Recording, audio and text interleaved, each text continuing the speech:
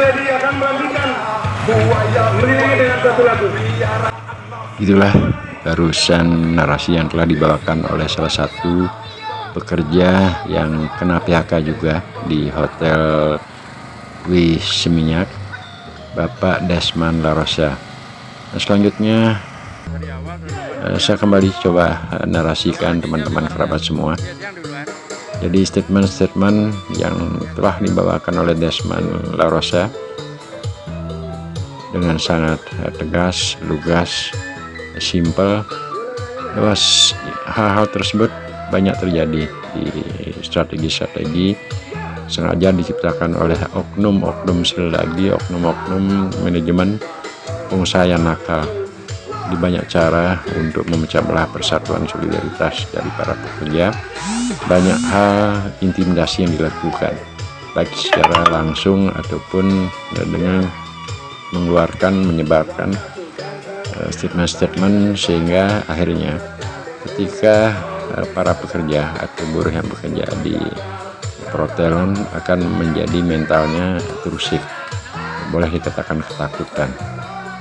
Inilah tugas daripada Federasi Serikat Pekerja Regional Bali, khususnya dari Bali ini, untuk melakukan perlawanan, artinya memberikan edukasi, pemahaman yang benar kepada para pekerja buruh yang ingin mendirikan serikat pekerja di tempat kerjanya.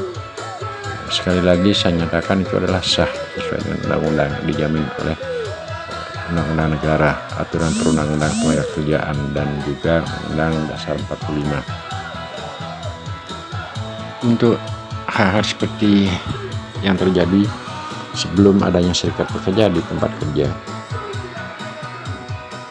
lalu saja para manajemen, oknum ataupun pengusaha mengikuti aturan yang ada sesuai dengan yang berlaku, tentunya tidak diperlukan serikat pekerja, karena apa yang mesti harus diawasi ataupun diperhatikan, karena aturan-aturan tersebut telah dijalankan atau diberlakukan oleh pihak manajemen. Akan tetapi secara realita banyak sekali kalau kita cermati, awalnya adanya serikat pekerja mesti dia tumbuh karena ada suatu persoalan atau masalah yang tidak mampu dibawakan atau diperjuangkan oleh individual masing-masing pekerja atau buruh. Kenapa demikian? Sahabat apapun dari pihak individual pekerja ataupun buruh, dia hanya bisa mewakili atau memperlakukan ilmu atau SDM yang dia punya adalah untuk diri sendiri. Namun ketika dia bergabung pada suatu serikat pekerja, karena serikat pekerja merupakan solidaritas secara kolektif dan dia dibentuk oleh pekerja menjadi anggota dan juga menjadi pengurus serikat pekerja, dan diatur sesuai dengan tatanan serikat pekerja. Dengan demikian pada akhirnya secara legal bahwa saja serikat pekerja itu adalah sah, dapat dan bisa mewakili para pekerja yang masuk menjadi anggota serikat pekerja tersebut.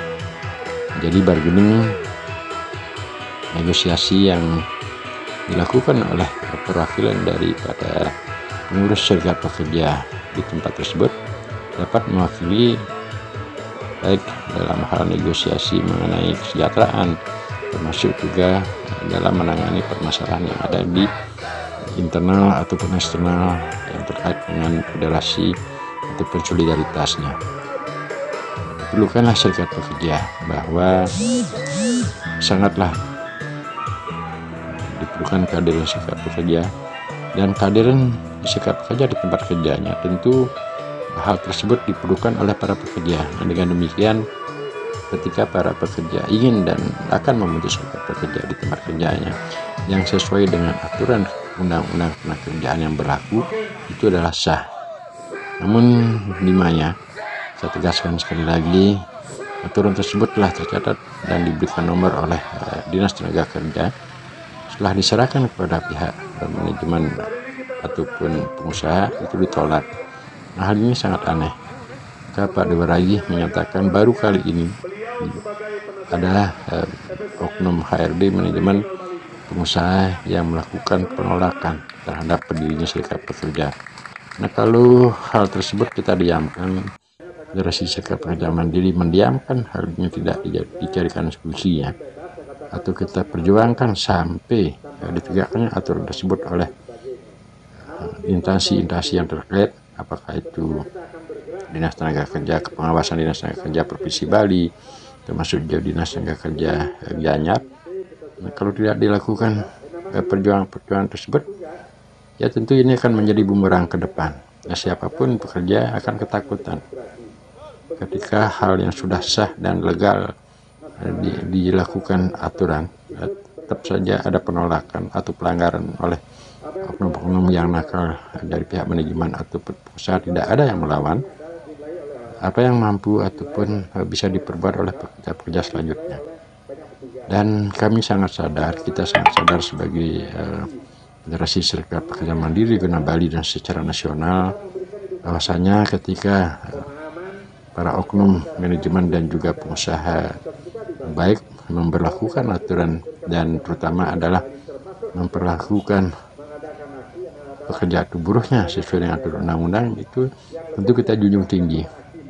Tapi pertanyaannya, apakah semua manajemen ataupun pengusaha bisa dan memperlakukan pekerjaan seperti itu? Nah, inilah tugas Serikat Pekerja Federasi Serikat Pekerja Mandiri Regional Bali di Bali, dan secara nasional FSPM nasional akan melakukan jadi bantuan-bantuan, ikut bersolidaritas bersama-sama memperjuangkan teman-teman yang mengalami intimidasi dan juga hal-hal statement-statement yang telah disampaikan oleh pentol-pentolan SPM sebelumnya.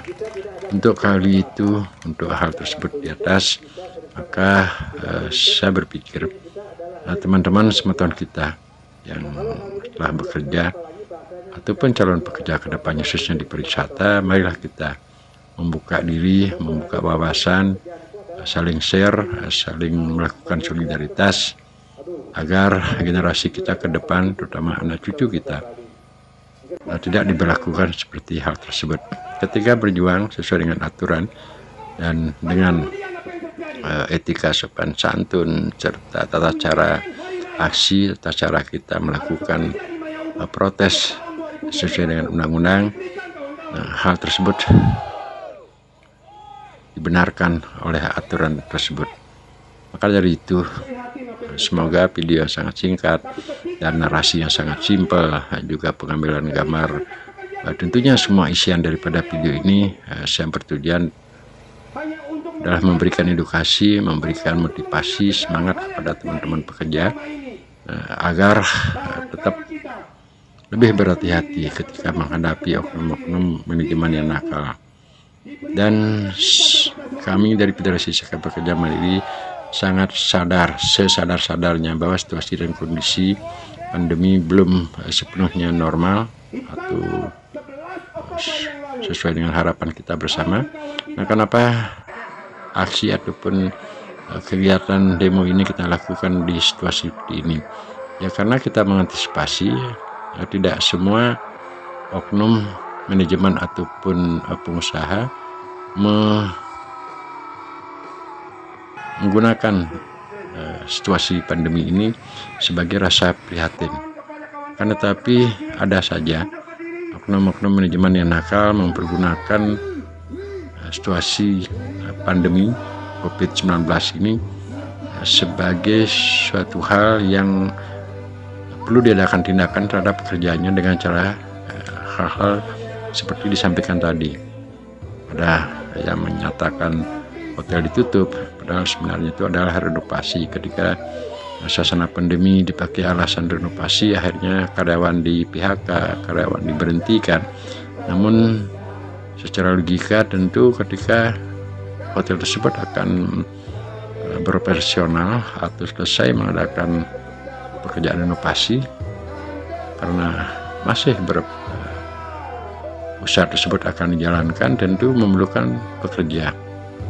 Nah, sangatlah naif sekali ketika pekerja-pekerja tersebutlah bekerja puluhan tahun diberhentikan dengan alasan suasana pandemi, karena tapi di satu saat akan merekrut kembali atau mencari pekerja-pekerja yang baru. Nah, hal-hal seperti ini adalah sangat tidak dibenarkan tanpa melalui suatu kesepakatan perundingan dengan para serikat atau pengurus yang ada serikat di tempat kerjanya.